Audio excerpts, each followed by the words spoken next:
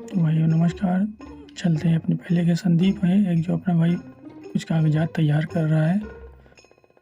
अगले दिन देखा जा रहा है कि संदीप को किसी ने जान से मार दिया है। जब उसकी नौकरानी उसके पास आई लेकिन उसके सर पर बहुत ही गहरा घाव है। कमरे की हालात को देख के ऐसा लग रहा है कि हत्यारा कुछ खोजने की कोशिश कर रहा था।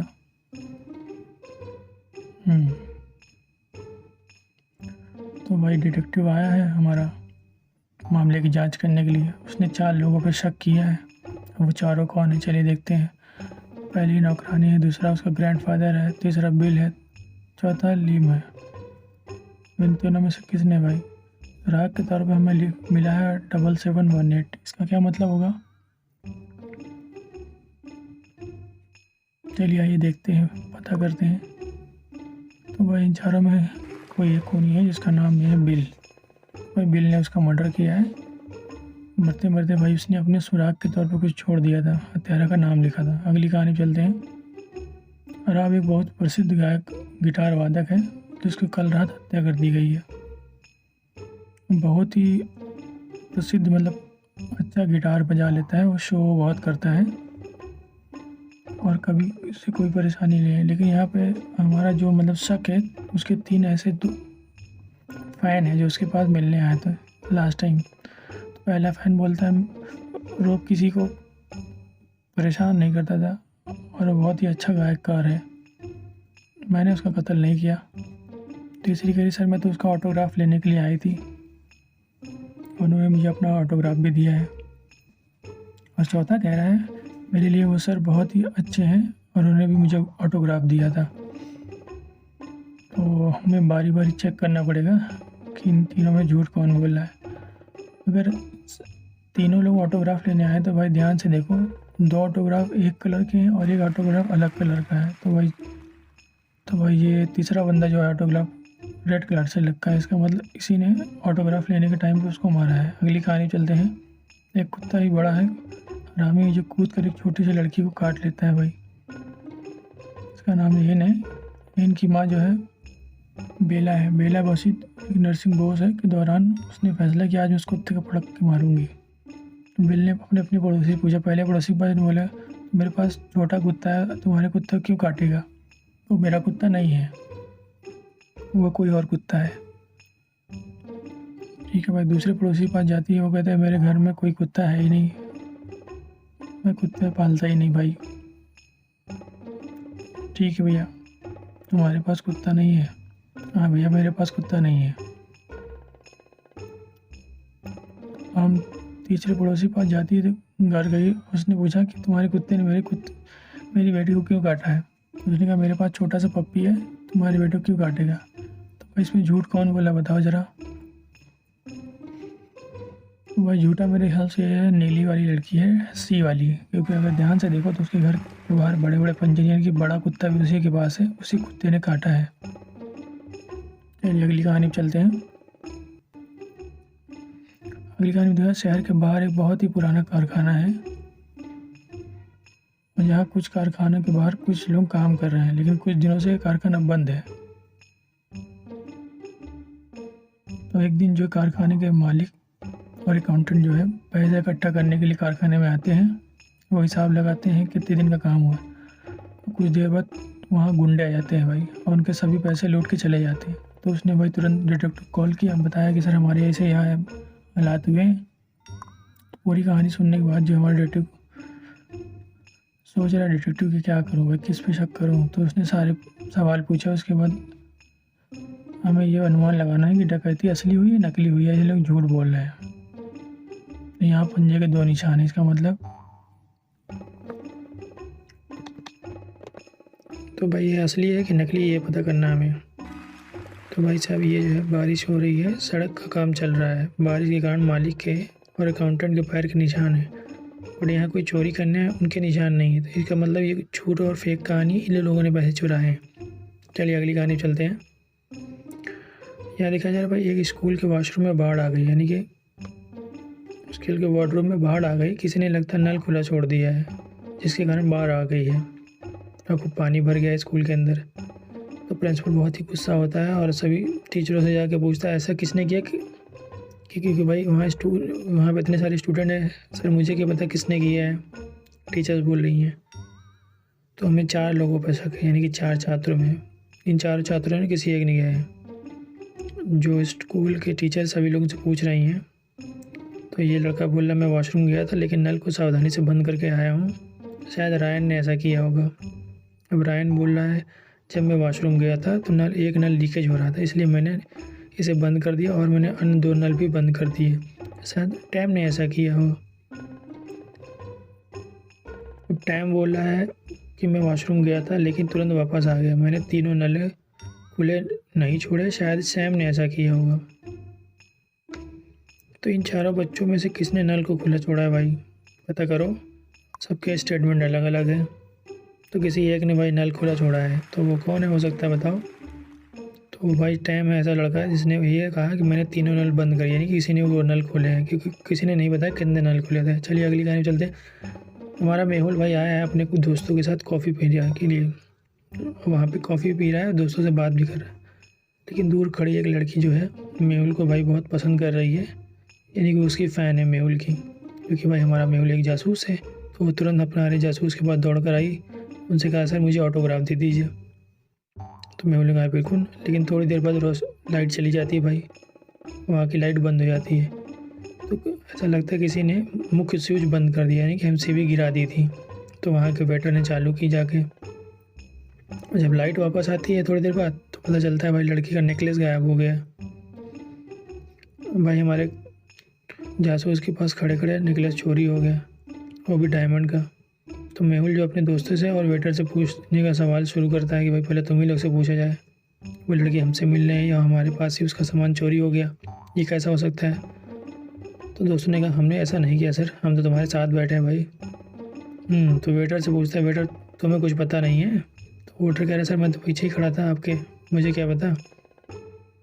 तो भाई हमारा जासूस परेशान कि भाई हमारे अलावा कौन चोरी कर सकता है। हम तो भाई जासूस ही करेगा ही अपना।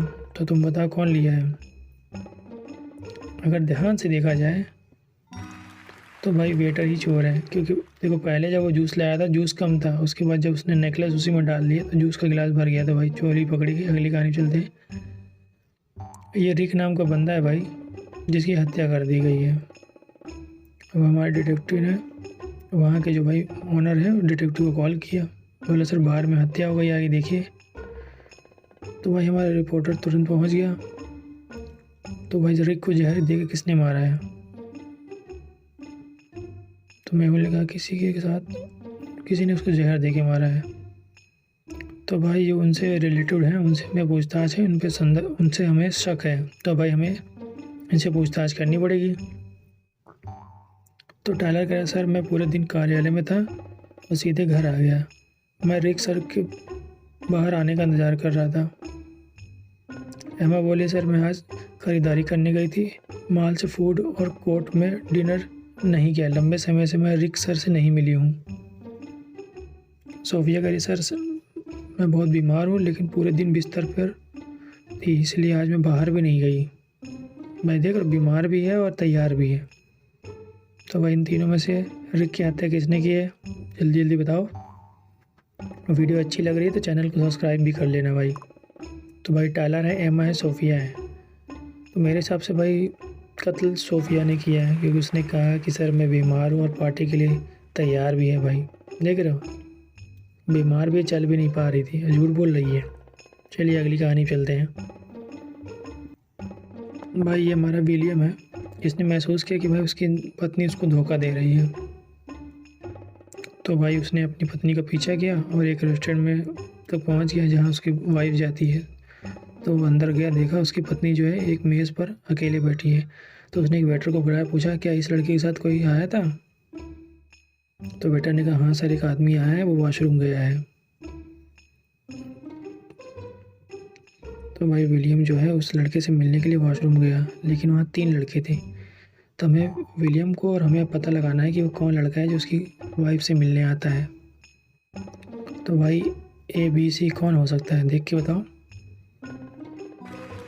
भाई ये लड़का है जो उसकी पत्नी से मिलने आया, देखिए क्योंकि उसके हाथ में फूल भी है। चलिए अगली कहानी पे चलते हैं। खेन एक बहुत ही बुरा बच्चा है भाई, वो सबको स्कूल में परेशान करता है।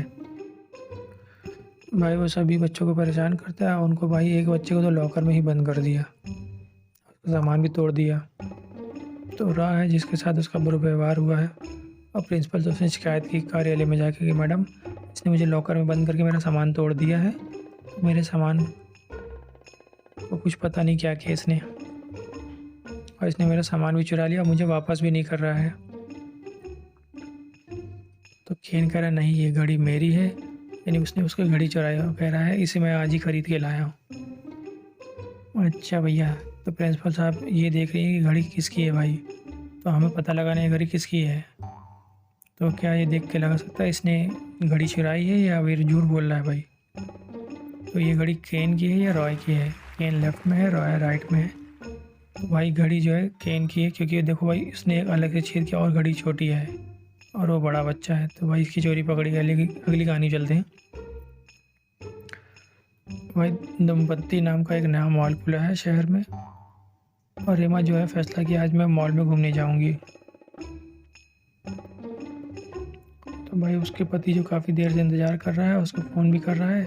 6 बज गया, उसकी वाइफ अभी तक घर नहीं आई क्योंकि वो मॉल गई थी घूमने। तो भाई उसने बताया डिटेक्टिव फ़ोन करके, सर मेरी वाइफ घूमने गई, अभी तक वापस नहीं आई, 6 बज गया है, मुझे कोई गड़बड़ लग रही है, प्लीज़ आप मेरी मदद करिए आकर, वो घर अभी तक वापस नहीं आई है।